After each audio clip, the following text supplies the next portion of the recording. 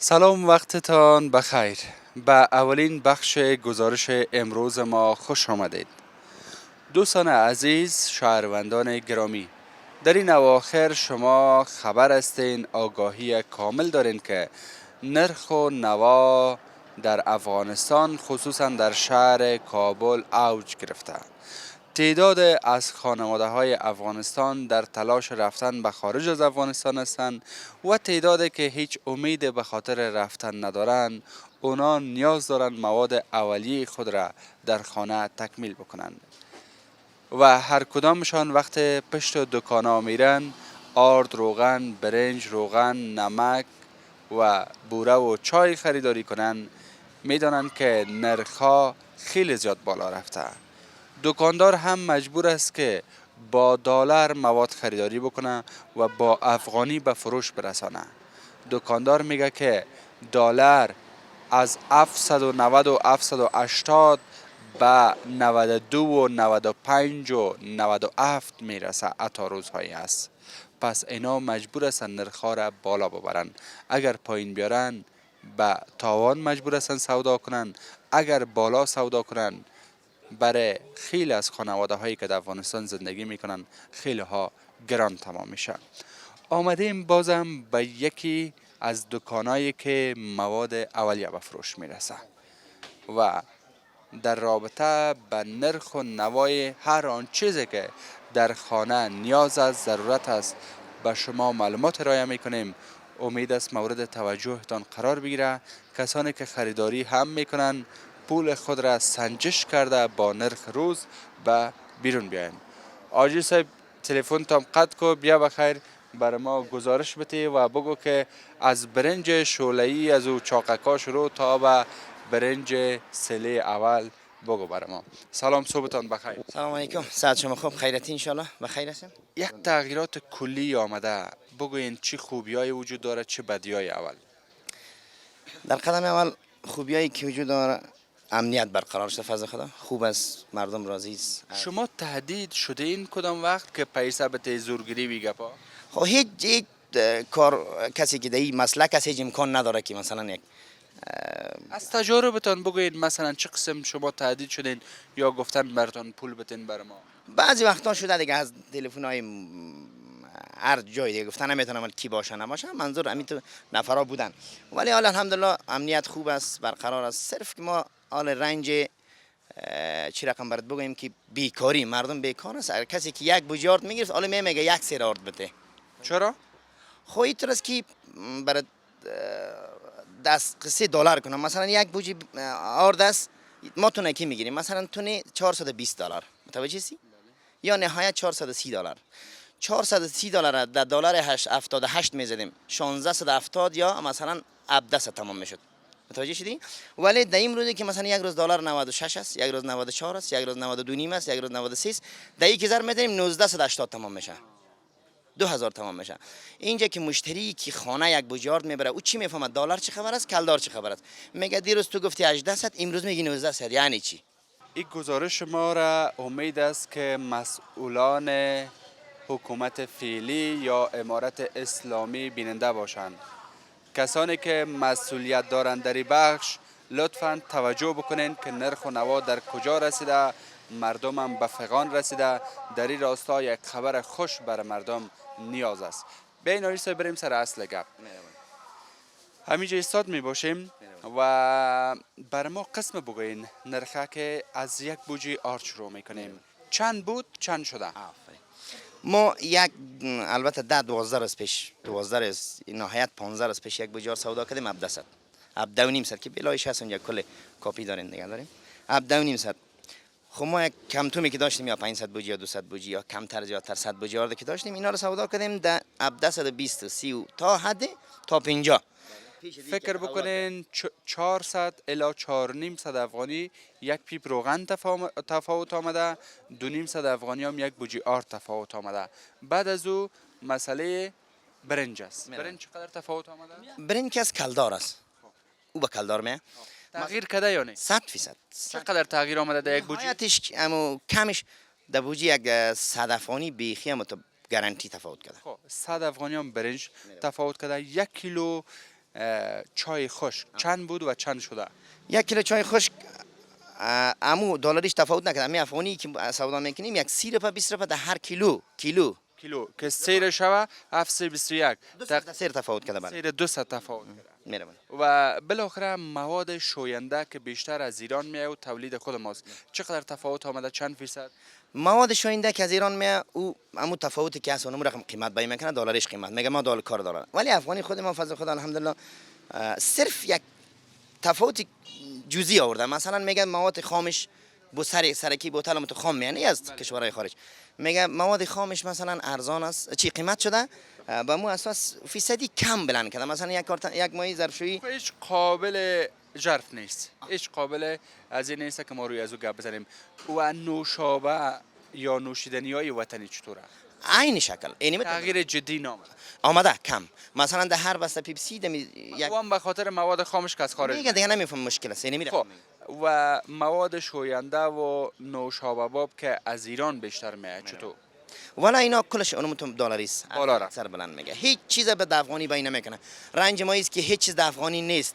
ما افغانی میگم امیر افغانی بگم میگه مثلا دلار اگر 95 بود اونم رو 98 میزنه 98 یا 88 بود رو 92 میزنه. بوره چطوره؟ بورم عین شکل امروز گپ بوره در 2700 رسیده. چند بود چند روز 2300 7 و نیم ساعت حدودا 4 نیم. بله گوش کن 29 دلار امو وقتم بود توجه سی بیا 20 دلاریش 50 سنت بلند کرده افغانیش 500 بلند رفته مثال. ببینین شما خریده که میکنین عین چیز است صرف نرخ خود دلار بالا رفت. اینه میتونه که میخریم میگه چند دلار است مثلا میگه 29 دلار. و هم دلیلش این است که در بازارهای افغانستان دلار کم شده چون بانک مرکزی یا افغانستان بانک بسته است.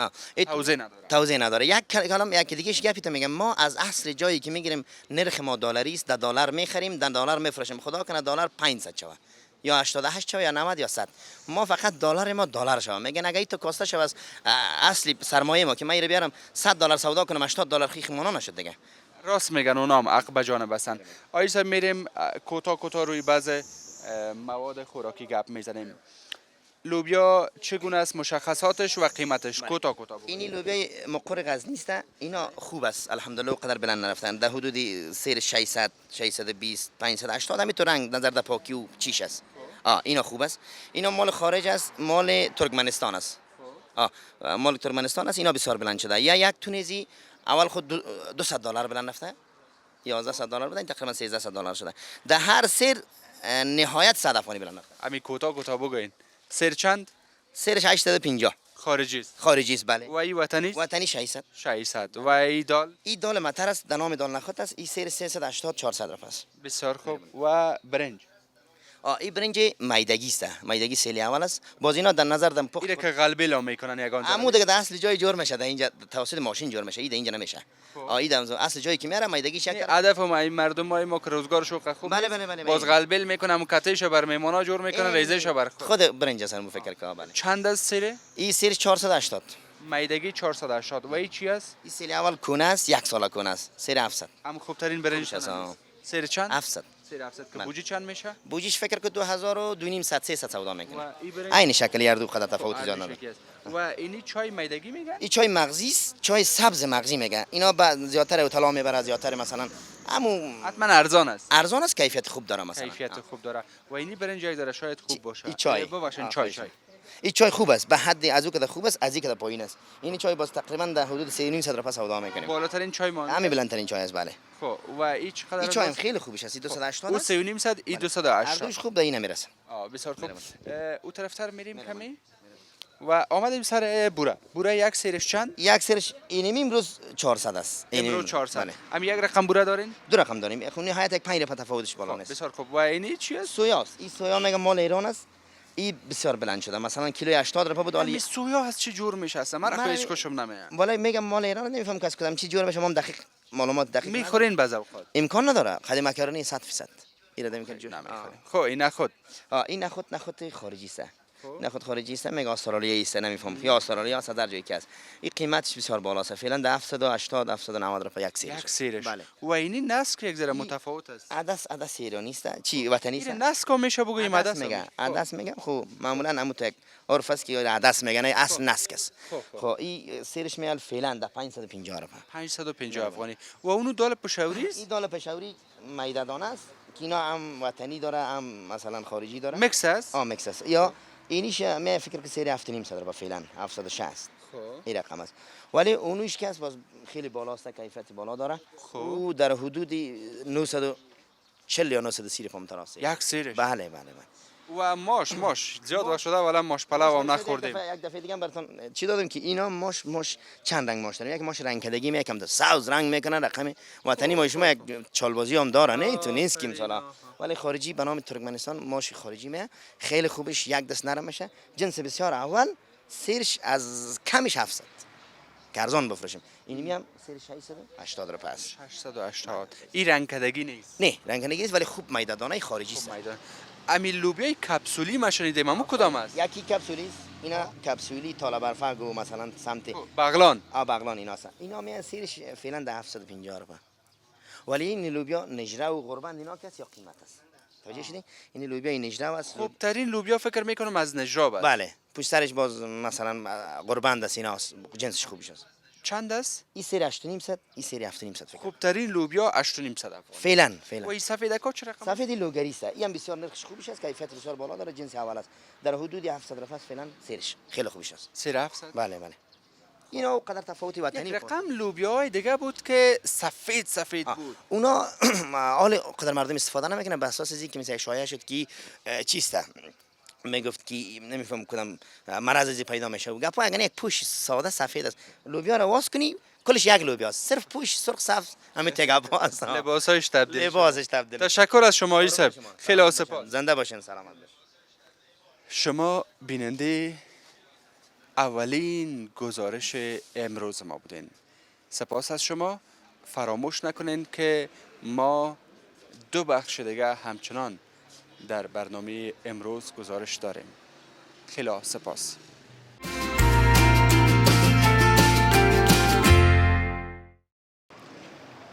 بازم سلام به بخش دوم ما همچنان خوش آمدید دوستان عزیز من نزدیکی یک تانک تیل شهر کابل آمدیم و میخوایم که از نرخ تیل به شما گزارش داشته باشم تا یک ماه پیشتر و 20 روز پیشتر 1 لیتر پترول در بازارهای کابل یا در تانک‌های تیل کابل به 46 و 47 افغانی به فروش می رسید اما امروز 1 لیتر پترول به 67 افغانی به فروش می رسه یعنی 20 افغانی 1 لیتر تیل تفاوت کرده یک کسی که در موتر خود 40 لیتر تیل منداخت شما اینال 20 ضرب 40 بکنین چقدر میشه 10 4 40 4 4 چند میشه 2 4 8 3 4 12 4 4 16 حالا باز اشتباه نکنم 1600 افغانی تفاوت میآید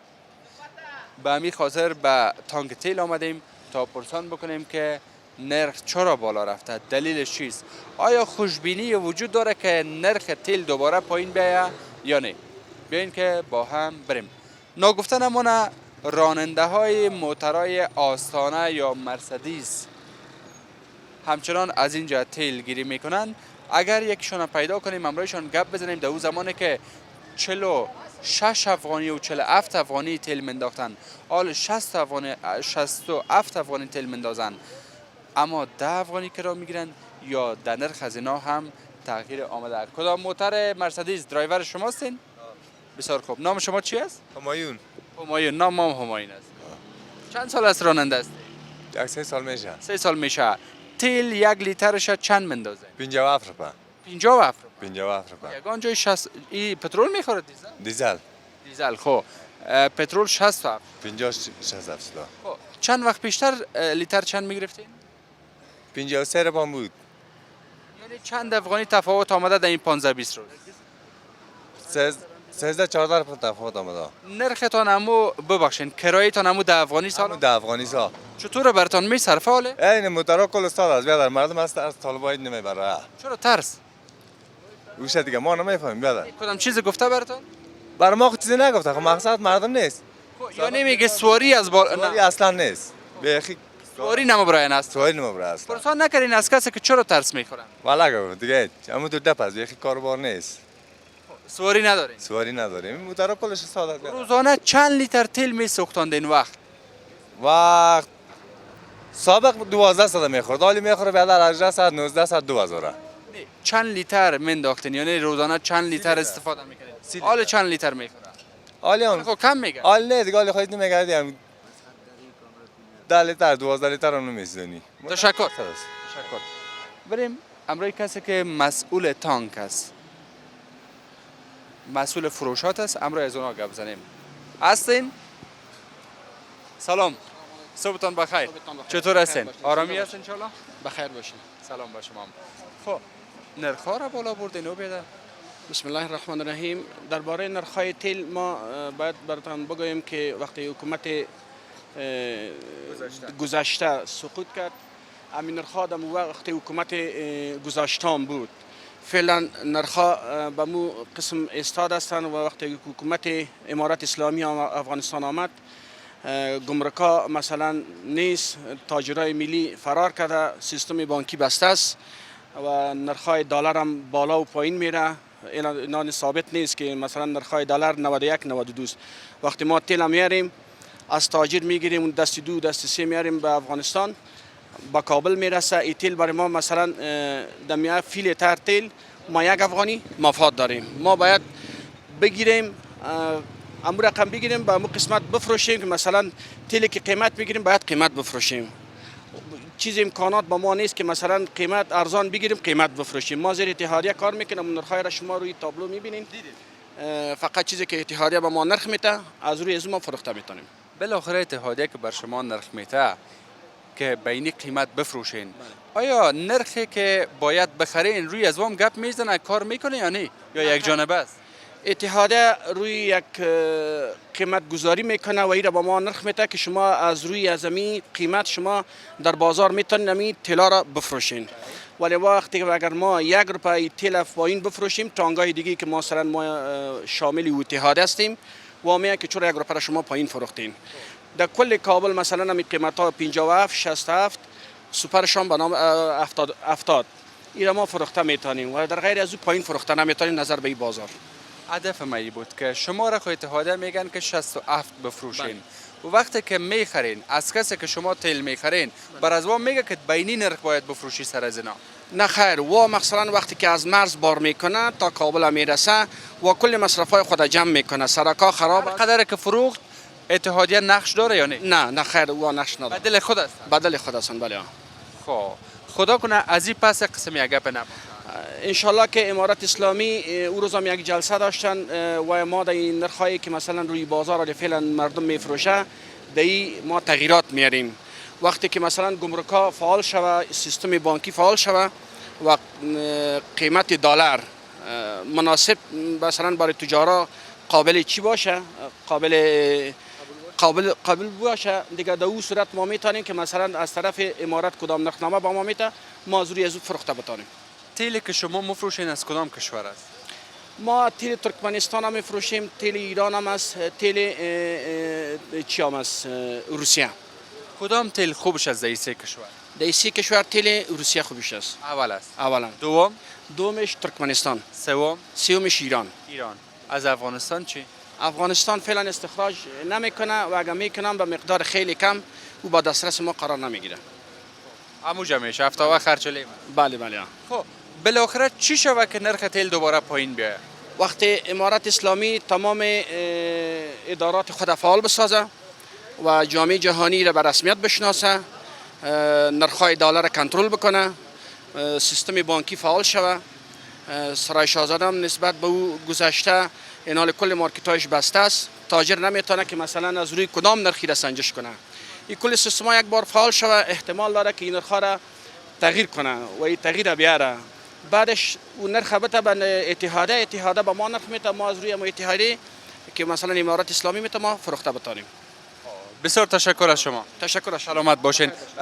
کارایتان کم شده یا زیاد راستی؟ کارهای ما از وقتی که امارات اسلامی آمده کارها مثلا مامورین دولت نیست، اراکینی که مثلا تا بالا می رفتن مامورین نیست، ازدحام مردم کم شده، کل مسجدها را میبینید شما اینا. دیدیم شهر کابل یا گفتن سواری پیدا نمیشه. بله این موتورا وقتی که تیل نفرته مثلا پای شاگرد ما در پای استاد از کسی نیست که تیل پرته، کار کم است، بیکاری زیاد. بله همین مصرف شاگردای خود ما پورا نمیتونیم. اگه یک قسم دوام بکنه دولت باید یک تجدید نظر کنه در کارهای خود. یعنی مجبور بسته کنین. بله تشکر بازم. خیر باشین. خداحافظ. و شما بیننده ما تا هنوز هستین. سپاس که تا این لحظه توجه فرمودین به بخش دوم گزارش ما. فراموش نکنین که یک بخش دیگه ما هنوز هم باقی مانده. فعلا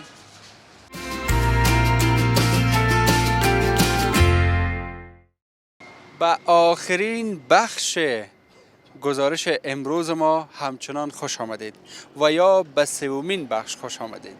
دوستان من در گذرگاه هستم. در این بخش میخواهیم که سر مواد سوخت گپ بزنیم. بالا رفته، پایین آمده، کم است، زیاد است، چگونه بازار است؟ سلام به شما، نامتان چی است؟ نام من بیاخان است. بسیار خوب. چوب فروش است. چوب فروش هستم بله. خب در این تحولات نرخ چوب تغییر کرده؟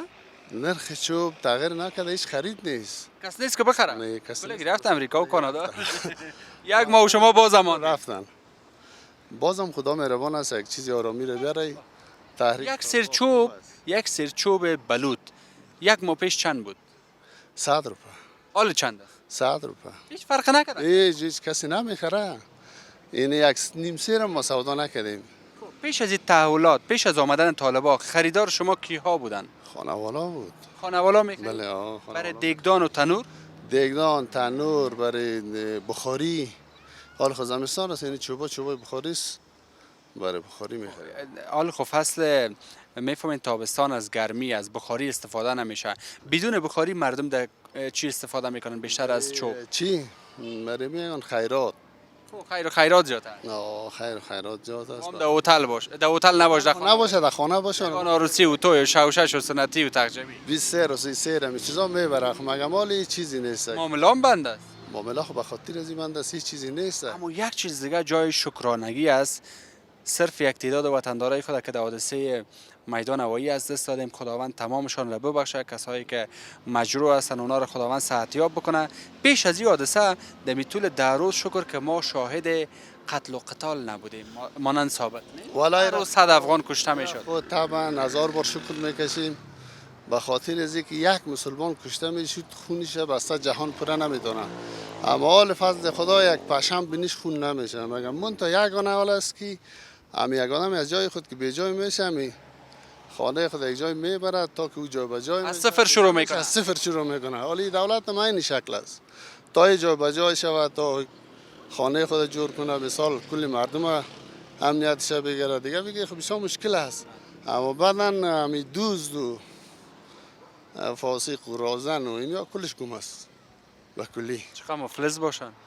والا طبعا ما که مفلس هستیم ما چی حال داشتیم؟ بله. اگه حال می بودن هم در جیب ما هیچ پیسه نیست. یک 4 پام داری در بانک است. هم بانک هم ما کم است. بانک هم که نباشه برای که چی نمیگیره. بسیار تشکر. با امید از اینکه کاروبار رونق پیدا کنه. بیا انشالله خدا مهربان است بشه. یک کار شوه که تمام افغانستان یک پارچه باشه. ما شاهد یک حکومت باشیم، نه شاهد چند حکومت. همگی بس از همین حکومت هایی که بود به نام این به نام آن سر یک چوکی 2 نفر تا امروز یا سر یک چوکی جور نامدن. چی اشرف غنی بود، چی دکتر عبدالله بود، یا کلشان همیتو بود. اما حال خوب است یک پارچه شو خدا کنه که همین چیز باشه در عمل. چیزی که میگه همین در عمل پیاده کنه بسیار خوب است.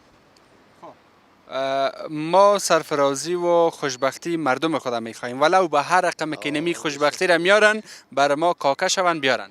بشک بسیار خوب است. زنده باشید. تشکر از شما هم.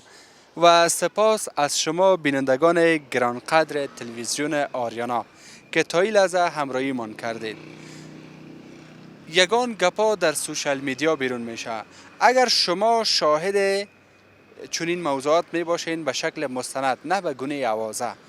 لطفاً برین به صفحه برنامه صبح و زندگی تلویزیون آریانا، به صفحه فیسبوک تلویزیون آریانا و اونجا بر ما پیام بنویسین تا ما از امو بخش شهر کابل هر کاری که صورت گرفته شده ما از اونجا گزارش تهیه بکنیم. تا فردا، خدا نگهدار.